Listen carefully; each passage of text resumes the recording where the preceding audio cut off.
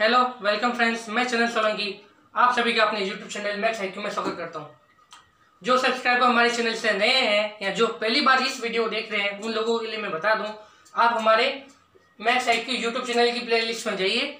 आपको 10th class की playlist अलग से मिल जाएगी। 10th में चैप्टर 1 को शुरू किया है वैदिक मैथ्स, और 12th की भी प्लेलिस्ट अलग से मिल जाएगी। 12th में हमने चैप्टर नंबर 3 मैट्रिक्स को शुरू किया है। ऐसे करके हमारे इस यूट्यूब चैनल पे क्लास 8 से क्लास 12 तक की मैथ्स की बुक को कवर कराया जाएगा। 10 to 12 शुरू कर दिया है। मंडे से 9th क्लास के लिए भी वीडियो आना शुरू हो जाएंगे। चलिए आज हम अपने 12 के लेक्चर को आगे देखते हैं। 12 के लेक्चर में हमने मैट्रिक्स में 3.1 को कवर कर दिया है। मैट्रिक्स का इंट्रोडक्शन, मैट्रिक्स के टाइप्स वगैरह, मल्टीप्लाई, एडिशन, सब्ट्रैक्शन सब कुछ कवर करते हुए हमने उसके 3.1 एक्सरसाइज को अच्छे से कंप्लीट कर दिया है ना। आज हम 3.2 की तरफ जा रहे हैं, लेकिन 3.2 से पहले कुछ चीजों का हमें नॉलेज होना चाहिए। वो चीजें हमें 3.2 में बहुत काम आएगी। अगर इन चीजों को आपने अच्छे से सीख लिया तो मैं गारंटी देता हूं कि 3.2 के आधे से ज्यादा क्वेश्चन आप अच्छे से खुद ही कर सकेंगे। ठीक है, तो इस चीज को देख लीजिए। इस चीज को आपको भी ऐसे इसको नोट डाउन करना है। हेडिंग क्या लगानी है? ऑपरेशन ऑफ मैट्रिक्स, है ना। 4 ऑपरेशन होते हैं, एडिशन का, सब्ट्रैक्शन का, मल्टीप्लिकेशन का, और यहाँ पे लिखा हुआ है स्केलर मल्टीप्लिकेशन। ठीक है, एडिशन कैसे करते हैं, सब्ट्रैक्शन कैसे करते हैं, मल्टीप्लिकेशन कैसे करते हैं, इसको मैंने अपने पार्ट 6 वीडियो में अच्छे से समझा दिया है। जिन लोगों ने वो पार्ट नहीं देखा है वो जाइए मेरे प्लेलिस्ट की लिस्ट में, पार्ट 6 लिखा हुआ टाइटल के नीचे, या फिर इस वीडियो जब खत्म होगा इस वीडियो के डिस्क्रिप्शन में मैं उस पार्ट का वीडियो का लिंक भी आप लोगों को दे दूंगा। आप सिंपल उस लिंक पे क्लिक करेंगे, आप सीधा पार्ट 6 पे चले जाएंगे। ठीक है, वहां पर मैंने क्या बताया था कि किसी भी मैट्रिक्स को एडिशन सब्ट्रैक्शन करने के लिए क्या कंडीशन होती है, उन दोनों मैट्रिक्स का ऑर्डर सेम होना चाहिए। सही है ना। एडिशन सब्ट्रैक्शन तभी पॉसिबल है मैट्रिक्स का जब उन दोनों का ऑर्डर सेम होगा। फिर मल्टीप्लिकेशन के लिए भी क्या था कंडीशन, कि मल्टीप्लिकेशन के लिए क्या होता है कि पहले वाले मैट्रिक्स में जो कॉलम्स होते हैं और दूसरे वाले मैट्रिक्स में रो के इक्वल हो, तभी मल्टीप्लिकेशन हो सकता है, वरना मल्टीप्लिकेशन नहीं होगा। और फिर इसके लिए मल्टीप्लिकेशन। चलिए, एडिशन की कुछ प्रॉपर्टीज होती है, उसको शॉर्ट में लिखा हुआ है, आपको भी ऐसे लिखना है। पहला क्या लिखा हुआ है? कॉम्यूटेटिविटी प्रॉपर्टी। इसको क्या कहते हैं कि अगर दो मैट्रिक्स अगर सेम ऑर्डर की है, मतलब अगर वो दोनों प्लस होने के काबिल है, वो दोनों प्लस हो सकती है, तो चाहे a प्लस बी करूं चाहे b प्लस a करूं, वो रूल इसको फॉलो करेगा। सेकंड क्या है? एसोसिएटिविटी। इसके लिए भी वही कंडीशन है कि अगर दो मैट्रिक्स में a प्लस बी हो सकता है, इसका मतलब क्या है कि a और b का ऑर्डर सेम होना चाहिए। b और c प्लस हो सकते हैं, मतलब b और c का ऑर्डर सेम होना चाहिए। तो a प्लस b में चाहे c ऐड करूं चाहे a में b प्लस c को ऐड करूं, कुछ फर्क नहीं पड़ेगा, दोनों का इसको सेम आएगा। थर्ड प्रॉपर्टी लिखी है मैंने, एडिटिव आइडेंटिटी। इसको क्या लिखा है? a plus O equals to a या फिर o प्लस a। अच्छा, ये o है, मैंने अपने शुरुआत में लेक्चर में शायद बताया होगा कि जीरो मैट्रिक्स को जीरो से शो करते हैं, है ना, बोलते हैं, पर मिस्टेक हो गई फ्रेंड्स कि जीरो मैट्रिक्स को हम कैपिटल O से शो करते हैं और कैपिटल O ही लिखते हैं। मैंने गलती से अगर जीरो बोल दिया हो तो आप उसको करेक्ट कर लीजिएगा कि जीरो मैट्रिक्स को हम O से लिखते हैं। फ्रेंड्स, ये जीरो नहीं है, जीरो मैट्रिक्स को हम कैपिटल O से लिखते हैं। ठीक है, कैपिटल O, ये O, इसको पढ़ते हुए O ही है। फोर्थ है एडिटिव इनवर्स। इनवर्स में क्या होता है कि अगर मैं किसी मैट्रिक्स में उसी का ही माइनस वाली मैट्रिक्स जोड़ दूं तो मेरे पास क्या आ जाएगा? ये जीरो आ गया यहाँ पे, है ना, ये यहाँ पे अब जीरो है, ये जीरो मैट्रिक्स है वापस। सर ये जीरो आ गया है जीरो मैट्रिक्स से, लेकिन इसको पढ़ेंगे क्या? O से। ठीक है, इसको पढ़ेंगे O से। O आ गया है, O मतलब ये आ गया 0 0 0 0। अगर ये 2/2 की 2/2 की जीरो आ जाएगा। अगर ये 3/3 की है तो 3/0 की जीरो मैट्रिक्स आ जाएगी, मतलब O वाली मैट्रिक्स। फिर है कैंसिलेशन लॉ। कैंसिलेशन लॉ में क्या लिखा हुआ है? देखिए, वहां नहीं दिख रहा तो यहाँ पर देख लीजिए कि a plus B equals to b plus C है। a प्लस सी लिखा हुआ है ना। अगर कैंसिलेशन लॉ में ऐसे है तो a से हम सीधा कहा सकते हैं। a b c क्या है? मैट्रिक्स है, कोई भी मैट्रिक्स है। इस मैट्रिक्स से वो मैट्रिक्स सीधी कट जाएगी, कुछ करने की जरूरत भी नहीं है हमें, तो सीधा b बराबर c आ जाएगा। ठीक है, सीधा क्या आ जाएगा? b बराबर c। तो आई होप आप इन सबको अच्छे से लिख लेंगे।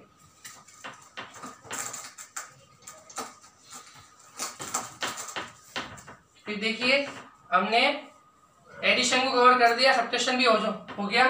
अब है हमारा मल्टीप्लिकेशन और स्केलर मल्टीप्लिकेशन। ठीक है, थर्ड नंबर में जो हमारी हेडिंग थी ऑपरेशन ऑफ मैट्रिक्स, इसमें थर्ड नंबर है हमारा मल्टीप्लिकेशन, है ना। दो मैट्रिक्स का मल्टीप्लिकेशन कब पॉसिबल होगा? ए मल्टीप्लाई बी पॉसिबल कब होगा मुझे बताओ। बताया ना अभी कि जो ए के नंबर ऑफ कॉलम्स है, नंबर ऑफ कॉलम है वो क्या होना चाहिए?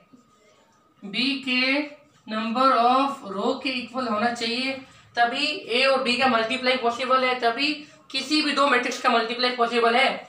जैसे कोई भी मैट्रिक्स यहाँ पर अगर 2/1 की है, 2/1, इसको 2/1 पढ़ते हैं ना। जिन्होंने नहीं देखा है वो जाइए हमारे इस वीडियो को सारों देखिए, आपको पता चल जाएगा कि मैट्रिक्स को कैसे इजी से सॉल्व करते हैं। और अगर मैं इसको मल्टीप्लाई कर रहा हूँ किसी भी मैट्रिक्स के, तो उसका ऑर्डर क्या होना चाहिए आपको पता है ना। यहाँ कॉलम तो इसका ये 1 होना चाहिए, बाद में कुछ भी हो सकता है ना।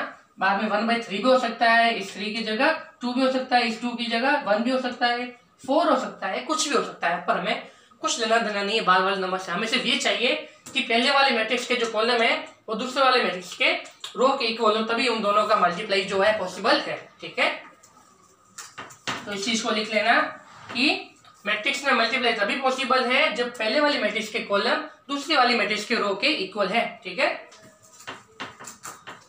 और मैट्रिक्स को मल्टीप्लाई कैसे करते हैं इसको मैंने अपने पार्ट 6 वीडियो लेक्चर में बता दिया है, जिसकी हेडिंग है properties of transpose symmetric and skew symmetric matrix. वो वाली जो हेडिंग है उसमें जाइए पार्ट 6, उसमें मैंने मल्टीप्लिकेशन कैसे करता है सब अच्छे से समझा दिया है। चलिए अब आगे हमारा मल्टीप्लिकेशन की भी कुछ प्रॉपर्टीज होती है, देख लीजिए। इसकी भी वही पहली वाली प्रॉपर्टी है ना, COMMUTATIVITY है ना, वही है। इसको कम्यूटेटिविटी ही पढ़ेंगे। ये जनरली नोट हो गए, है ना, नोट हो गए। मल्टीप्लिकेशन में जनरली ये फॉलो नहीं करता है, मतलब ए बी जो है बी ए के इक्वल हो ऐसा कुछ जरूरी नहीं है ना। जनरली ये फॉलो नहीं करता है कि ए बी का मल्टीप्लाई अगर मैं उसको ऑर्डर को चेंज कर दूंगा मल्टीप्लाई में, क्या वो सेम आएगा? नहीं आएगा, जनरली नहीं आता है। पर एक नोट लगा देना, इसके अंदर लिख लेना कि under certain conditions A B equal B A is possible. ठीक है, कम्यूटेट इस फर्स्ट प्रॉपर्टी में लगा देना कि नोट हो गए। जनरली फॉलो नहीं करता है, मतलब that is A B is जो है बी ए के इक्वल नहीं होगा। पर कुछ कंडीशंस होती है जिसमें ए बी और बी ए इक्वल हो सकते हैं। वो कंडीशंस क्या होती है मैं अभी आपको आगे बता दूंगा। ठीक है, ये हो गई इसकी फर्स्ट प्रॉपर्टी मल्टीप्लिकेशन में। अच्छा, ये सब लोग आपको लिखनी है, आपके काम की है सारी प्रॉपर्टी।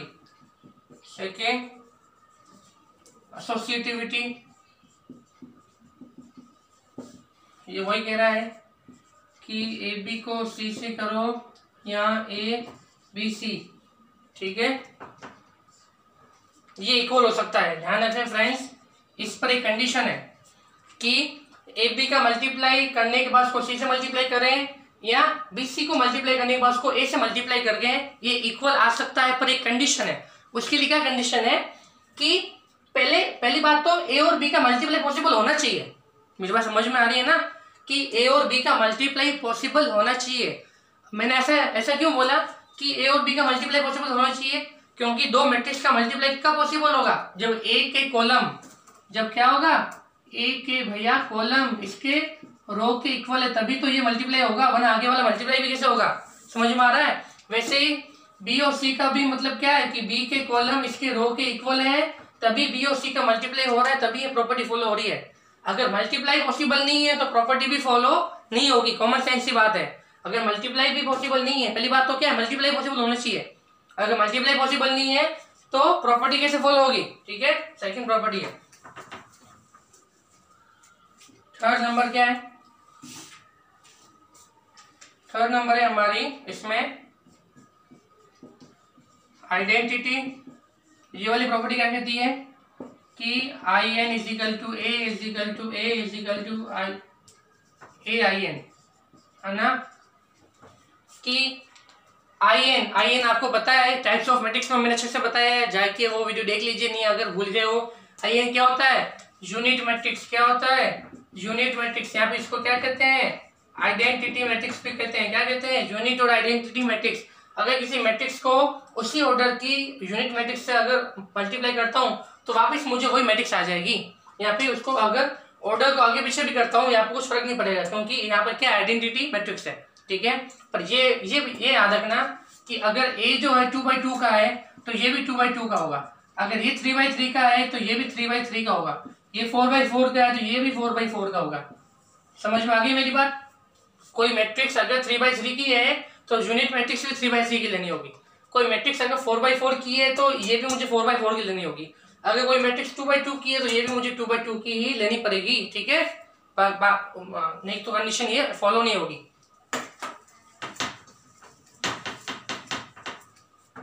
लास्ट है इसकी फोर्थ प्रॉपर्टी,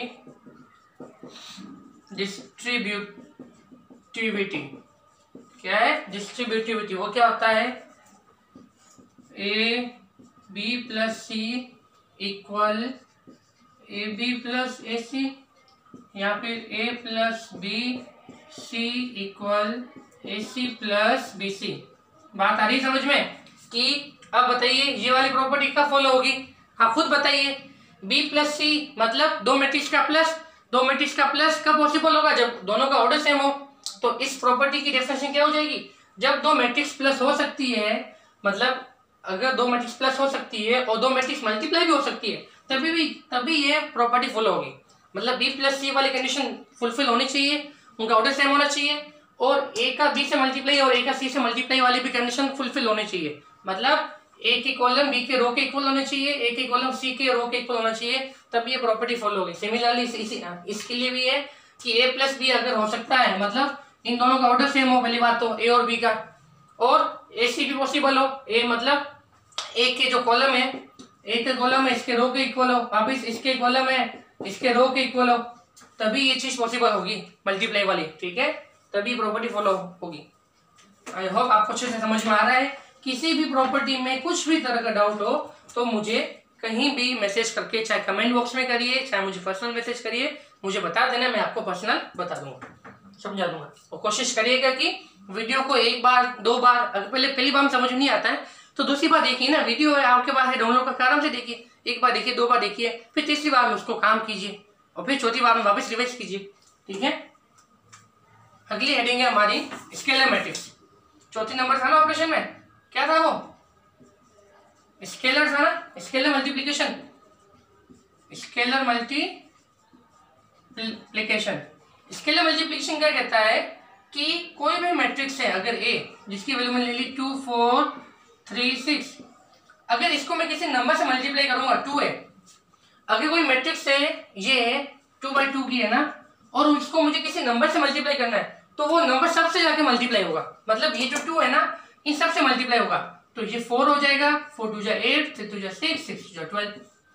आइए मेरी बात समझ में फ्रेंड्स। अगर मुझे -3a निकालना होगा,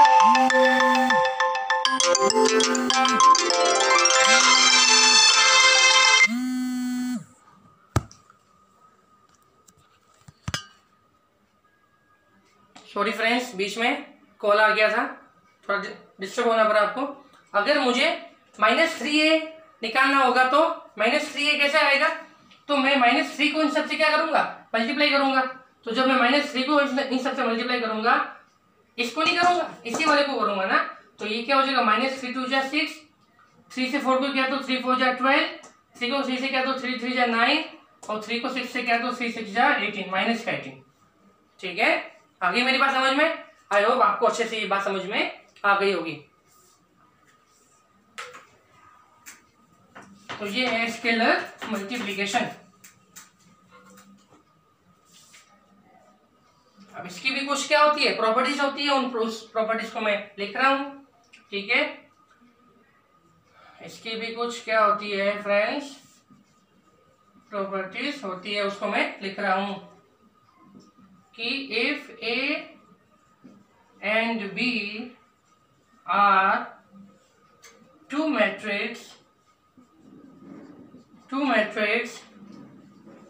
of same order and let K and L are two constant then कि अगर A और B टू मैट्रिक्स है और K और L दो कांस्टेंट है तो क्या होगा फ्रेंड्स कि कुछ प्रॉपर्टीज है K plus A is equal to, अगर ए से मल्टीप्लाई करूंगा, अब मुझे बताओ कि K और L दोनों क्या है, कांस्टेंट है, अलग अलग कांस्टेंट है ना, तो अगर मुझे मैट्रिक्स को मल्टीप्लाई करना है तो K A plus L A हो सकता है, मतलब अलग अलग मल्टीप्लाई हो सकता है। K A प्लस B है, अगर दो मैट्रिक्स है तो K का मल्टीप्लाई A से भी होगा, K का मल्टीप्लाई B से भी होगा। ठीक है, इन दो प्रॉपर्टीज को लिख लेना आराम से।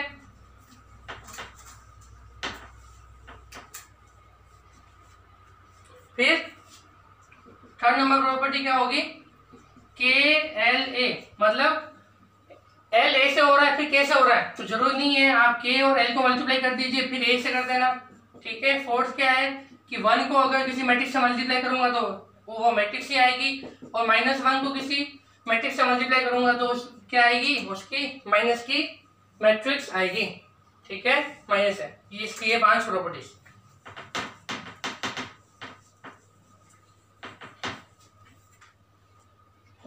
नेक्स्ट दो हेडिंग और है, फटाफट से देख लेते हैं। नेक्स्ट हेडिंग है हमारी मल्टीप्लिकेटिव इनवर्स मैट्रिक्स। सबसे पहले तो आप क्या करेंगे, मैंने बुक्स की पीडीएफ आपको दे रखी है, पीडीएफ खोलेंगे, इस हेडिंग को देखेंगे, मल्टीप्लिकेटिव इनवर्स मैट्रिक्स कहाँ है वहां जाएंगे और इसकी डेफिनेशन को वहां से लिख लेंगे। अभी से बोल रहा हूँ, बुक्स खोलेंगे, बुक्स की पीडीएफ में ये हेडिंग देखेंगे कहाँ है मल्टीप्लिकेटिव इनवर्स मैट्रिक्स, वहां जाएंगे, इसकी डेफिनेशन को लिख लेंगे और मैं आपको समझा रहा हूँ कि होता क्या है कि A B is equal to I is equal to B है। ये वाली डेफिनेशन ये कह रही है कि अगर किसी भी दो मैट्रिक्स का मल्टीप्लाई एक उसी ऑर्डर की यूनिट मैट्रिक्स आता है, किसी भी दो मैट्रिक्स का मल्टीप्लाई उसी ऑर्डर की यूनिट मैट्रिक्स आता है तो इस ए को बी का इनवर्स मल्टीप्लिकेशन मैट्रिक्स कहते हैं। या फिर अगर मैंने बी को ए से मल्टीप्लाई किया है, अगर मैंने ए को बी से मल्टीप्लाई किया है तो हम क्या कहेंगे, यहाँ पे बी को ए का मल्टीप्लिकेटिव इनवर्स कहेंगे या फिर ए को बी का मल्टीप्लिकेटिव इनवर्स कहेंगे। ठीक है, अगली बात समझ में। तो जैसे let A is equal to, मैंने मान लिया 1 2 2 2 5 4 3 7 5 5 3 क्रॉस 3 का, और बी मैंने मान लिया 3 -4 2 -2 1 0 1 1 1। ठीक है, ये भी 3 क्रॉस 3 का। तो देखिए आप ए को बी से मल्टीप्लाई कीजिए तो भी आपको 3 ऑर्डर की यूनिट मैट्रिक्स मिलेगी, या फिर आप बी को ए से मल्टीप्लाई कीजिए तो भी आपको आई मिलेगा। मैंने बोला था ना कि जो मल्टीप्लिकेशन है वो ऑर्डर को फॉलो नहीं करता है, आगे पीछे ऑर्डर को फॉलो नहीं करता है, लेकिन कुछ कंडीशंस में करता है, वो रही है कुछ कंडीशंस। ठीक है, अगर इन दोनों का मल्टीप्लाई यूनिट मैट्रिक्स आ रहा है तब इन दोनों की वैल्यू क्या होगी, इक्वल होगी। अगर A B is equal to I होगा, आई एन मतलब 3 ऑर्डर का, तो इस बाद वाले को कहेंगे, शुरू वाले को नहीं, बी को कहेंगे ए का मल्टीप्लिकेटिव इनवर्स। अगर बी और ए का मल्टीप्लाई आई है तो बाद वाला मतलब ए को कहेंगे बी का मल्टीप्लिकेटिव इनवर्स। आगे बात समझ में, ए बी का मल्टीप्लाई आई है तो किसको कहेंगे, बाद वाला बी को ए का मल्टीप्लिकेटिव इनवर्स। अगर बी और ए का मल्टीप्लाई आई है तो बाद वाला ए को कहेंगे बी का मल्टीप्लिकेटिव इनवर्स। आगे बात समझ में, आपको ए और बी का मल्टीप्लाई करना है और वो आपको 3/3 की ऑर्डर मैट्रिक्स या यूनिट मैट्रिक्स लेगा, और फिर आपको दूसरी बार में बी और ए को मल्टीप्लाई करना है, वो भी आपको क्या देगा, 3/3 की यूनिट मैट्रिक्स देगा। ठीक है फ्रेंड्स,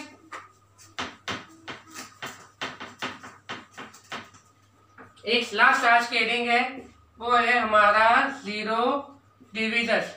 आप इस बुक्स के पीडीएफ खोलेंगे, इसकी डेफिनेशन को वहां से लिख लेंगे, ठीक है। जीरो डिविजन्स में क्या होता है कि अगर कोई भी दो मैट्रिक्स है ए और बी, जैसे ए की वैल्यू मैंने मान ली 1 3 1 3 है 2/2 का, है ना, और बी की वैल्यू है -1 1 1 -1, ये भी 2/2 का। तो जीरो डिविजन क्या कहता है कि किसी भी दो मैट्रिक्स का अगर मल्टीप्लाई करने पर मेरे पास जीरो मैट्रिक्स आ जाए, जैसे ए है 2/2 का, बी है 2/2 का, तो ए बी का मल्टीप्लिकेशन हो सकता है, बिल्कुल हो सकता है। कैसे? क्योंकि इसका कॉलम इसके रो के इक्वल है, तो मेरे पास आंसर जो आएगा वो किसका आएगा, इसकी रो देख लीजिए 2, उसका कॉलम देख लीजिए 2/2 का आएगा। तो जीरो डिविजन ये कहते हैं कि ए और बी कोई भी मैट्रिक्स है, अगर उनका मल्टीप्लिकेशन पॉसिबल है और उनको मल्टीप्लिकेशन करने पर एक जीरो मैट्रिक्स आ जाए, तो 2/2 की है तो मल्टीप्लाई करने पर भी मेरे पास उधर क्या आना चाहिए, 2/2 की एक जीरो मैट्रिक्स आएगी, है ना। ये क्या आई हमारे पास, जीरो मैट्रिक्स, जिसे हम कैपिटल ओ से शो करते हैं, जीरो मैट्रिक्स जिसे हम कैपिटल ओ से शो करते हैं। तो ए बी का मल्टीप्लाई अगर हमारे पास जीरो मैट्रिक्स आती है तो हम ए और बी को क्या कहेंगे, ए और बी को डिविजर्स ऑफ जीरो कहेंगे। ए और बी को हम क्या कहेंगे फ्रेंड्स, डिविजर्स ऑफ जीरो कहेंगे। आई होप आज के इस लेक्चर में हमने मैट्रिक्स के बेसिक ऑपरेशंस को समझा दिया है, addition, subtraction, multiplication, scalar multiplication, उनकी प्रॉपर्टीज अच्छे से समझा दिया है, कैसे मल्टीप्लाई करते हैं। अब आप 3.2 एक्सरसाइज को खोलिए, आपसे आधे से ज्यादा क्वेश्चन आपसे इजीली हो जाएंगे, ठीक है। ट्राई कीजिएगा, आपका होमवर्क यही है कि 3.2 के जितने भी क्वेश्चन हो सकते हैं उन सबको करने के बाद मुझे बता देना कि सर हमने इसके 3.2 एक्सरसाइज के इतने क्वेश्चन कर दिए हैं। कल संडे है, हमारा वीडियो नहीं आएगा, मंडे को हम 3.2 को स्टार्ट करेंगे। आपको हमारा वीडियो अच्छा लगे तो वीडियो को लाइक जरूर कीजिए, अपने फ्रेंड्स के साथ शेयर कीजिए, नोटिफिकेशन बेल को दबाइए, दूसरों को भी बताइए वो भी अपनी पढ़ाई शुरू कर सके। जल्द से जल्द शेयर कीजिए। घर पे रहिए, सुरक्षित रहिए friends. Take care and bye bye.